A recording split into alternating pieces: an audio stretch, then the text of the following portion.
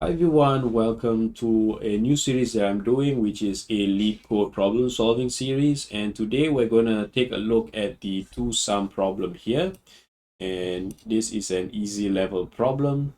And let's look at the description here. So we're given an array of integers and an integer target. So we return the indices of the two numbers such that they add up to the target. So let's look at the example here. We have an integer array here and a target of 9, and the output should be 0 and 1. So if you can see, 0 and 1 is 2 and 7, and that will return you 9 if you add it together. So there's two caveats here. You may assume that each input would have exactly one solution, and you may not use the same element twice. Okay, so you can return the answer in any order. And okay, let's start solving this problem here. So I'm going to explain to you how the brute force approach is going to be like. So what I'm going to do is I'm going to iterate through I'm going to loop through the entire nums array, and then in each loop what I'm going to do, I'm going to loop through the rest of the array, and I'm going to compare and say, okay, let's look at 2 plus 7, 2 plus 11, 2 plus 15, and anytime I get this target of 9, I'm going to return the indexes here. So let's do that. So I'm going to create a for loop.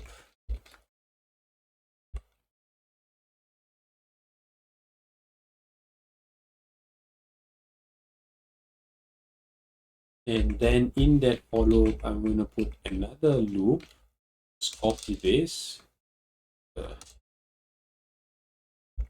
And let's say let j equal I plus 1. So we're going to look at the rest of the arrays, rest of the numbers. J, let's just space that out.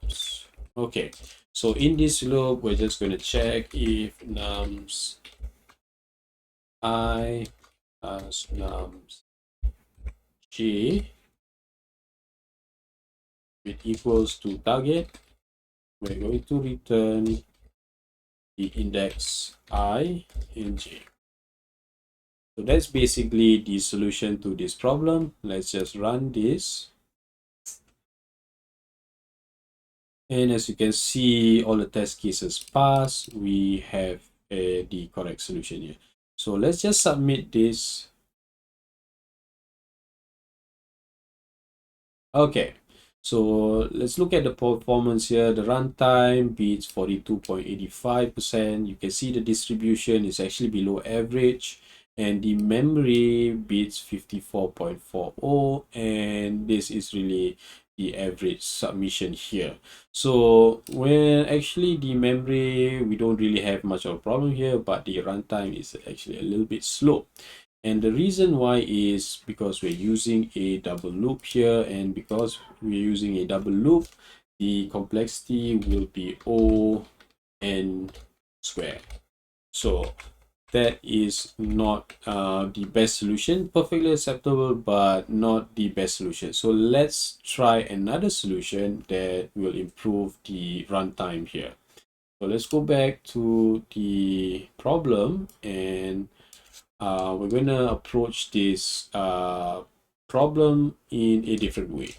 So what I'm going to do is, in this second approach, is I'm going to create an object, and we're going to call it remainders, and we're going to put we're going to create an object of remainders, and what we're going to do is we're going to look at each of the numbers, and we're going to subtract it out of target to get the remainder, and we're going to store that remainder as a key here, and we're going to give it the value of the index.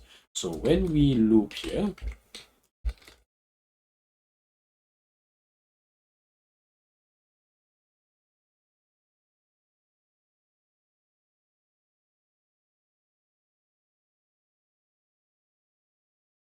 we're going to just say remainders,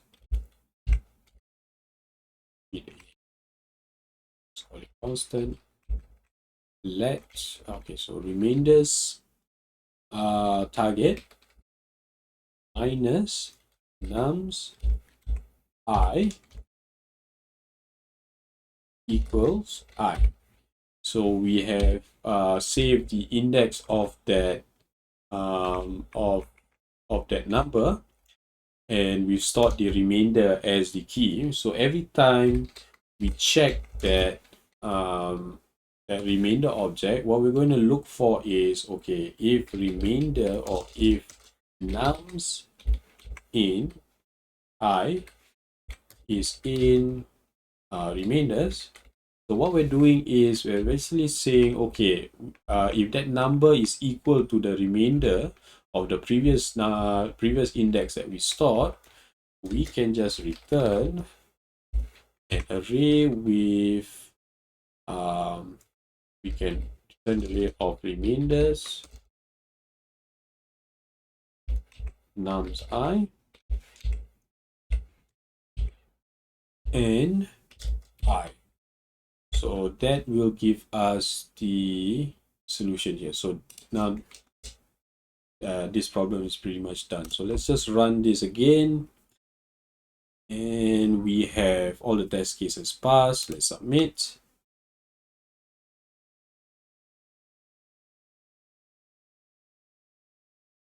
And okay, so let's look at the runtime. Massive improvement here, beats 88.63%. And memory actually takes a beating, but okay, it is a lot faster. It runs a lot faster. But the reason why our space complexity increases is because we have this remainders object here.